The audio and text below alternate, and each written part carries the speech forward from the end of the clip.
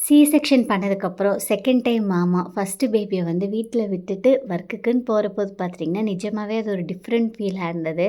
அது எப்படி சொல்கிறதுன்னு தெரில. பேக் டு ஒர்க் போயிட்டோமே அப்படின்னு சொல்லிட்டு ஒரு சந்தோஷம். இன்னொரு சைடு எப்பயுமே ரியாவை தானே கூட்டிகிட்டு போவோம். இந்த டைம் ரியாவை வீட்டில் விட்டுட்டு குட்டி பேபியை தான் வந்து கூட்டிகிட்டு போயிருந்தோம்.